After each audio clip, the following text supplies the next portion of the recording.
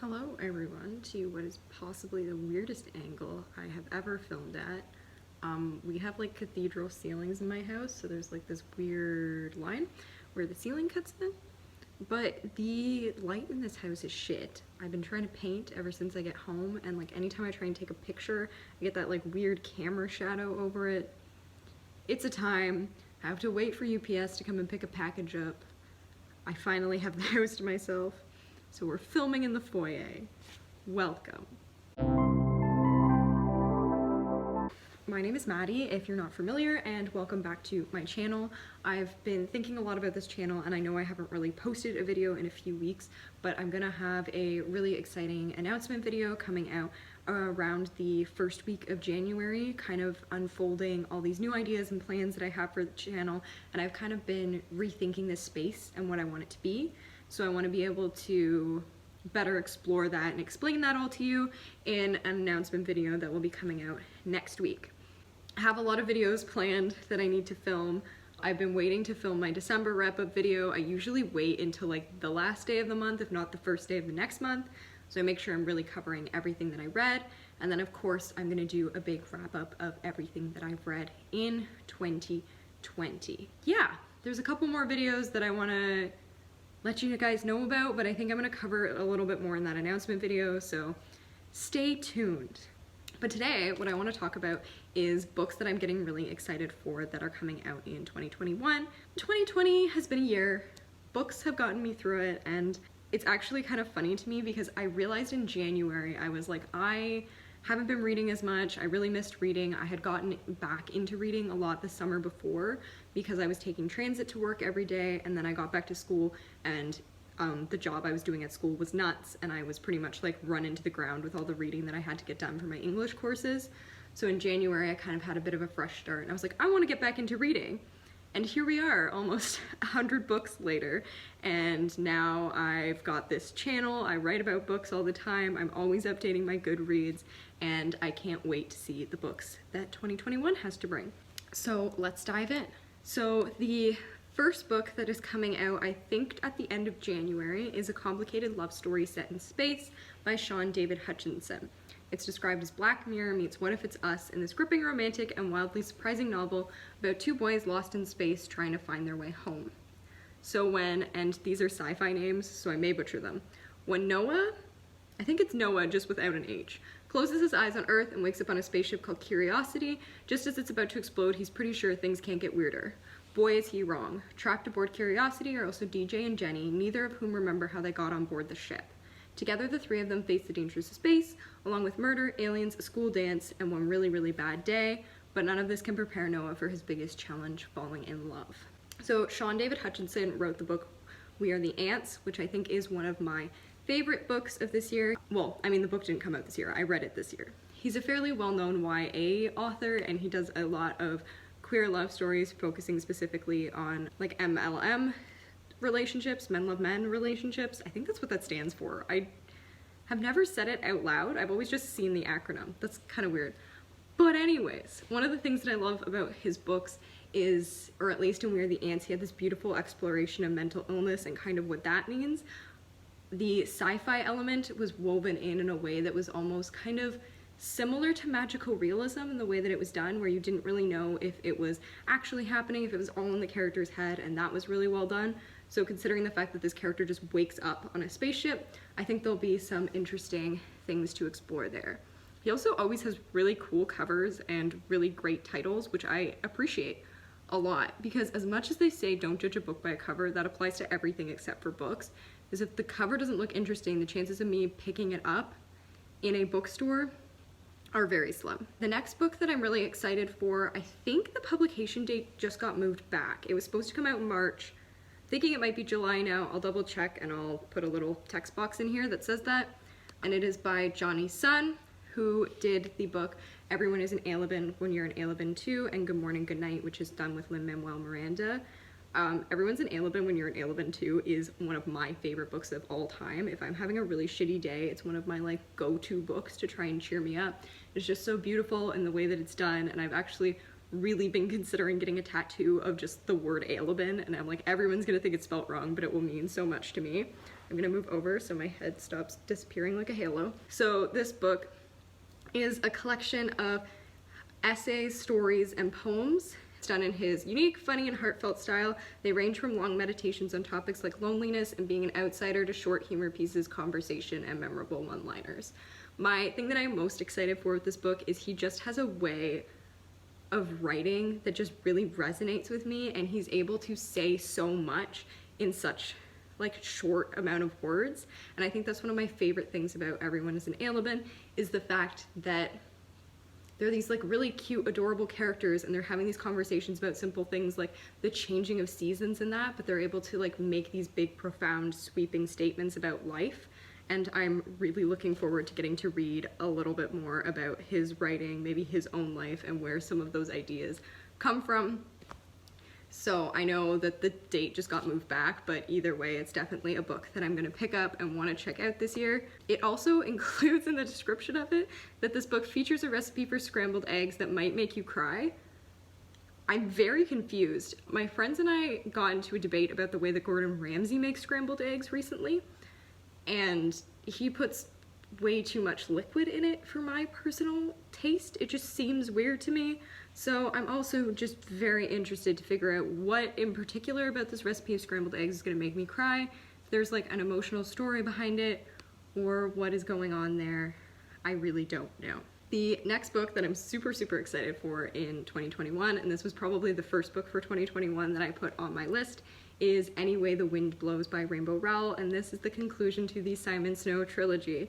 So the Simon Snow books were two of the books that I read at the very beginning of quarantine. I pretty much read Carry On and Wayward Son back to back within the span of like 36 hours, I think. Loved them, fell in love with them. I've taken part in a Simon Snow coloring book. I've kind of been, I wouldn't say I'm like actively involved in the fandom, but I've been kind of following along with all this crazy art and fan fiction that people have been putting together. These characters just have such a like beautiful place in my heart. The way that the system of magic is involved in this story is so well done, and I am not a big romance person by any means, but the thing that I love about this series is its exploration of trauma. I think it's so easy for there to be these chosen one narratives that completely ignore how difficult it is actually to be the chosen one.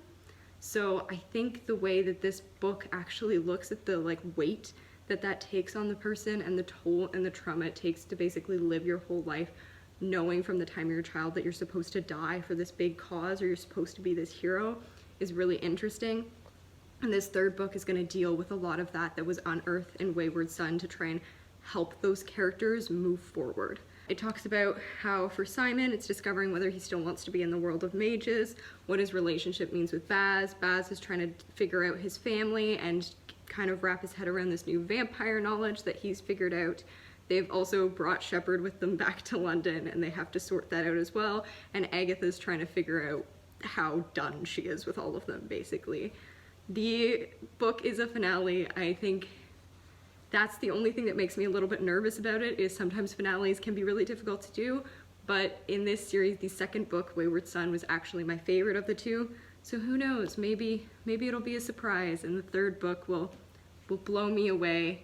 Either way, I cannot wait to get to read a little bit more about Simon and Baz and how their relationship unfolds. The next book that I'm really excited for is called The Ghosts We Keep, which is written by Mason Deaver, who wrote I Wish You All the Best. Their first book was kind of a coming-of-age story about a non-binary teenager, and this book focuses on a character, Liam Cooper, who after his older brother is killed in a hit and run, he really has to learn how to face the world without him.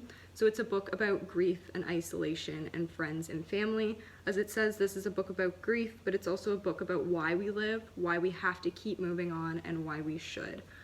I don't think there are enough books kind of in the YA realm that deal with grief.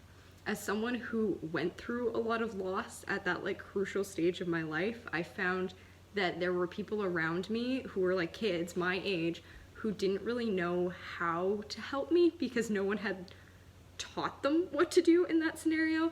And for me, finding books that explored that conversation was like a really comforting outlet to know that what I was feeling wasn't wrong in any way. It was something that was totally natural, and to be able to understand these other people that were feeling the exact same way that I was feeling.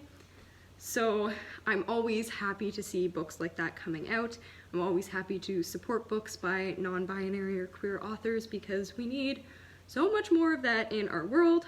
So I really can't wait to read this book. I Wish You All the Best was a beautiful debut, and then I read the follow-up to this, I'll Be Home for Christmas, in December, which I'll talk about a little bit more in my December wrap-up, but it was also very well done.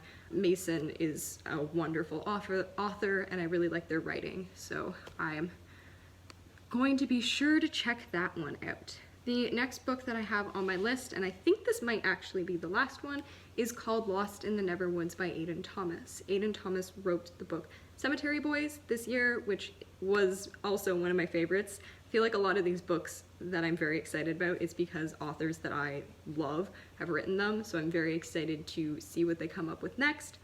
The description of this book is: when children go missing, people want answers. When children go missing in the small coastal town of Astoria, people look to Wendy for answers. So it's been 5 years since Wendy and her two brothers went missing in the woods, but when the town's children started to disappear, the questions surrounding her brother's mysterious circumstances are brought into light. Attempting to flee the past, Wendy almost runs over an unconscious boy lying in the middle of the road and gets pulled into the mystery haunting the town. Peter, a boy she thought lived only in her stories, claims that if they don't do something, the missing children will meet the same fate as her brothers.